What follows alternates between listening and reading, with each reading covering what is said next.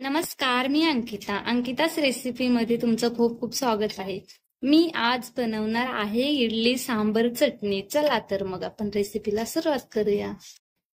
इडली आणि डोसा बनवण्यासाठी मी त्या ग्लासाने असे 5 ग्लास तांदूळ घेतले. तुम्ही आंबेमोहर घेऊ शकता, इंद्रायणी पण घेऊ शकतात, बासमती घेऊ शकतात. मी इथे इंद्रायणीचा तांदूळ घेतलाय.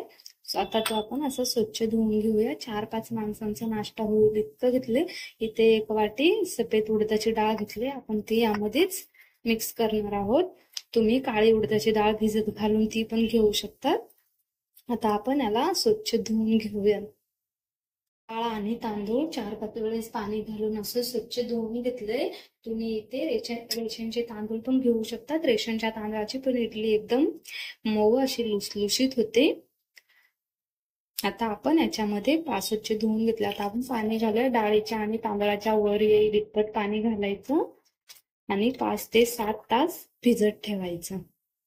इडलीसाठी आणि डोशासाठी एकच बॅटर लागतं, त्यामुळं सर्व आपण डाळ आणि तांदूळ मिक्स भिजत घातले. आता 7-8 तास आपण त्यांना एकदम छान असं भिजत ठेवूया. तांदूळ आणि डाळ अशी इथे 7 ते 8 तास एकदम अशी मस्त अशी भिजले. आता आपण ते तांदळामध्ये जे पाणी आहे ना ते टाकून नाही द्यायचं, वाटण्यासाठी ठेवायचं. तर त्यात आपण एका तांदळामध्ये काढून घेऊयात आणि तांदूळ आणि डाळ आता आपण मिक्सरच्या भांड्यात छान अशी वाटून घेऊया. अशा प्रकारे बारीक करून घ्यायचं. आपण तांदळामध्ये आणि डाळीमध्ये जे पाणी होतं ते वाटण्यासाठी वापरणार आहोत आणि असं बारीक करून घ्यायचं. सर्व वाटण अशा प्रकारे बारीक करून घ्यायचं. इथे मी एक छोटी वाटी पोहे भिजून घेतले 2 ते 3 मिनिट आणि ते असे बारीक करून घेतले. पोहे यामध्ये टाकले का त्याने अशी इडली एकदम अशी मऊ लुसलुशीत होते आणि खायला पण एकदम टेस्टी लागते.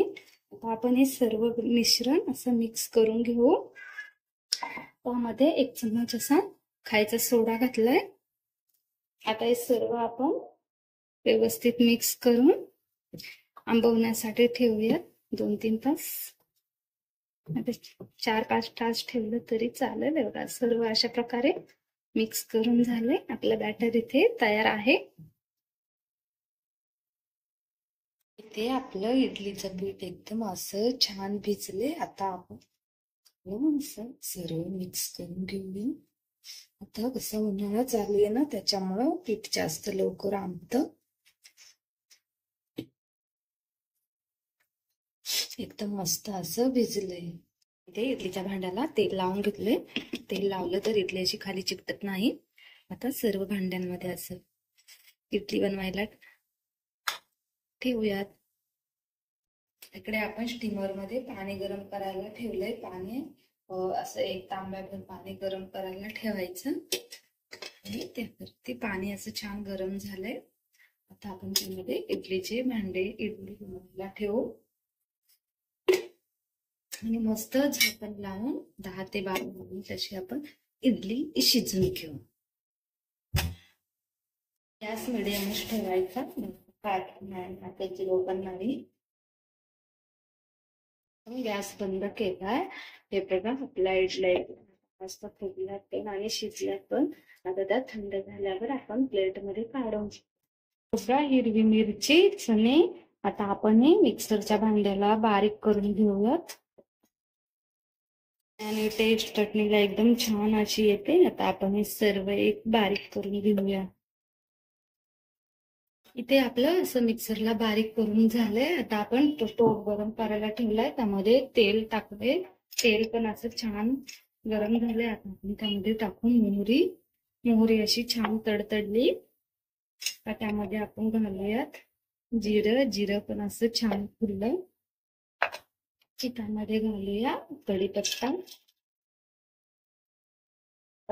पण छान असं तडतडी जायचं. आता आपण त्यामध्ये घालूया बारीक केलेली खोबऱ्याची चटणी आणि असं मिक्स करून घ्यायचं. उकळी नाही येऊ द्यायची, फक्त गरम फोडणीसाठी गरम करून घ्यायचं. आता घालूया चवीनुसार मीठ. इडली एकदम मस्त अशी टम्म फुगले. हे बघा एकदम मस्त अशी इडली झाली. आपली इडली चटणी सांबर इथे बनून तयार आहे. कशी वाटली तुम्हाला रेसिपी नक्की कमेंट करून सांगा. आवडली असेल तर लाईक करा, शेअर करा, सबस्क्राईब करा. धन्यवाद.